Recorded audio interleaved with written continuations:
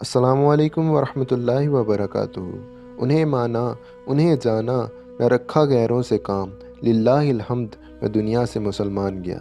ناظرین کرام، آپ دیکھ رہے ہیں نوری پروڈکشنز کا آفیشیل یوٹیوب چینل، اور آج کی ویڈیو میں حضرت علامہ مولانا شیخ الحدیث و تفسیر حضرت امیر المجاہدین علامہ خادم حسین رضوی رحمۃ اللہ تعالی علیہ کی زندگی کے سفر کے بارے میں بات کریں گے۔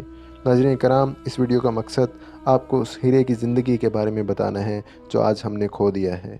اس ویڈیو میں ہم بابا جی کی زندگی کی شروعات سے لے کر اختتام تک کے سفر کو آپ کے سامنے پیش کریں گے۔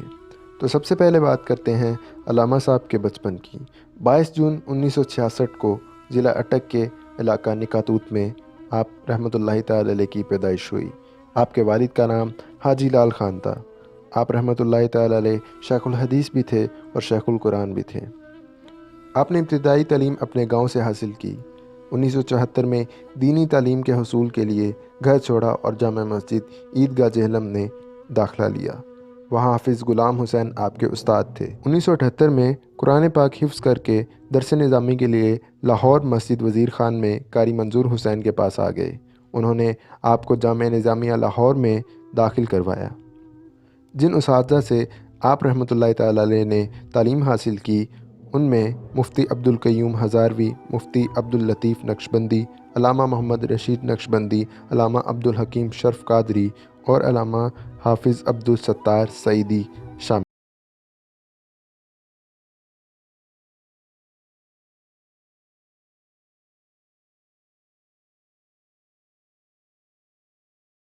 قریب پیر مکی مسجد میں خطیب تھے۔ اس وقت آپ کی ماہانہ تنخواہ 20,000 تھی۔ پھر یتیم خانہ لاہور روڈ کے قریب مسجد رحمت للعالمین میں خطابت کا سلسلہ شروع کیا، جہاں سے آپ کو 15,000 ماہانہ ملتا تھا۔ یہاں ایک بات بتانا ضروری ہے کہ محکمہ اوقاف سے برطرفی بھی آپ کا حکومتی سطح پر غلط پالیسیوں پر تنقید کی وجہ سے ہوئی۔ اپنی برطرفی کے باوجود انہوں نے اپنی طرز گفتگو میں پہلی ترجیح ہمیشہ ناموس رسالت صلی اللہ علیہ وسلم پر پہرے داری کو ہی دیا۔ اپنے فرائض کی انجام دہی کے دوران انہوں نے حکومت وقت کی پالیسیوں پر تنقید جاری رکھی، خاص طور پر جب ان دنوں میں ممتاز قادری کے حوالے سے ان کا موقف حکومت سے مختلف ہونا۔ وہ ممتاز قادری رہائی تحریک کے سرپرست اعلیٰ، تحریک فدائیان ختم نبوت کے امیر بھی رہے۔ ان کا سیاست میں آنے کا سبب بھی ممتاز قادری کی سزائے موت ہی تھا۔ ممتاز قادری کی سزائے موت کے بعد تحریک لبیک یا رسول اللہ صلی اللہ علیہ وسلم کے سرپرست اعلیٰ بھی رہے، جو تحریک بعد میں تحریک لبیک پاکستان کے نام میں تبدیل ہو گئی۔ انہوں نے بہت جلد اپنے سخت بیانات سے قدامت پسند طبقے میں اپنی جگہ بنا لی۔ 2016 میں توہین مذہب کے قانون کے حق میں ریلی نکالنے پر لاٹھی چارج کرتے ہوئے گرفتار کر کے جیل میں بھیج دیا گیا۔ 2017 میں پہلی بار ضمنی الیکشن کی سیٹ پر کینڈیڈیٹ کھڑا کیا گیا اور 7,000 ووٹ دیے۔ پھر یکے بعد دیگرے پشاور اور لودھرا کی ضمنی سیٹوں پر بھی 10 اور 11,000 ووٹ لیے۔ اسی دوران جب حکومت کی طرف سے ختم نبوت شک میں الفاظ بدلنے پر ہر طرف احتجاج کی آواز آئی تو آپ نے عملی طور پر قدم اٹھایا اور فیض آباد انٹرچینج پر دھرنا دیا، جس کی وجہ سے ہر طرف سے تنقید کا نشانہ بھی بنے۔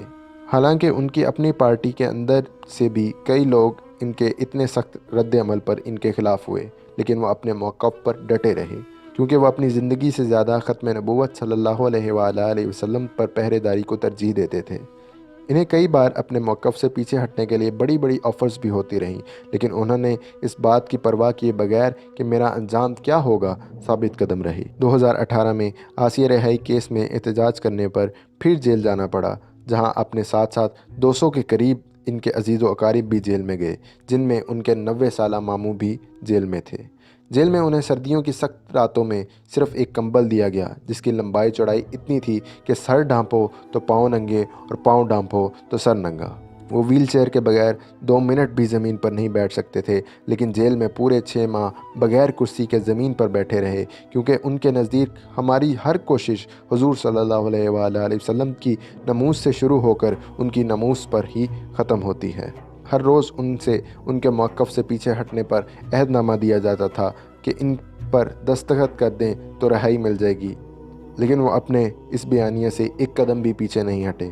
جب حضور صلی اللہ علیہ وسلم کی ناموس اور توہین رسالت کی بات ہوتی تو وہ معذور شخص ٹانگیں رکھنے والوں سے پہلے آگے کھڑا ہوتا تھا اور کفار کو اپنے دبنگ انداز میں گفتگو سے للکارتا تھا۔ اپنے آخری ایام میں بھی طبیعت خرابی کے باوجود فرانس میں گستاخانہ خاکوں کی اشاعت پر احتجاج کرنے کے لیے سب سے پہلے میدان عمل میں نکلا اور بدترین آنسو گیس کا سامنا کیا۔ یہی آنسو گیس اور شیلنگ ان کی سانس میں دشواری کا باعث بنی۔ دھرنے کے بعد سے ان کی طبیعت مزید بگڑنے لگی، جو کہ ان کے لیے جان لیوا ثابت ہوئی۔ دھرنے سے واپسی پر آپ کی طبیعت کافی زیادہ خراب تھی، جس کی وجہ سے آپ کو علاج کے لیے گھر میں ٹھہرنا پڑا۔ گھر میں علاج جاری تھا، لیکن جب طبیعت زیادہ ناساز ہو گئی تو پھر آپ کو شیخ زائد ہاسپٹل میں لے جایا ہی جا رہا تھا، لیکن اس سے پہلے ہی آپ رحمۃ اللہ تعالی علیہ کی روح حضور صلی اللہ علیہ وسلم کے دیدار کے لیے رخصت ہو چکی تھی۔ انا للہ و انا الیہ راجعون۔ جہاں تک بات کریں آپ رحمۃ اللہ تعالی علیہ کے جنازہ کی، تو بہت سے تجزیہ نگاروں کے مطابق اس جنازے میں تقریباً 2 کروڑ لوگ موجود تھے، جو کہ دنیا کا سب سے بڑا جنازہ تھا۔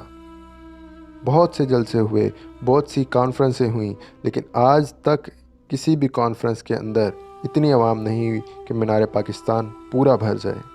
لیکن یہ ایک واحد موقع تھا جس پر مینار پاکستان سے 12 کلومیٹر دور تک لوگ موجود تھے۔ اللہ پاک سے دعا ہے کہ اللہ پاک بابا جی رحمۃ اللہ تعالی علیہ کی دین کے لیے کی جانے والی قربانیاں قبول و منظور فرمائے اور آپ کو جنت میں اعلیٰ مقام عطا فرمائے، آپ کے چاہنے والوں کی خیر فرمائے اور آپ کے مشن کو آگے لے کر چلنے کے لیے آپ کی اولاد اور آپ کے چاہنے والوں کو بڑھ چڑھ کے حصہ لینے کی توفیق عطا فرمائے۔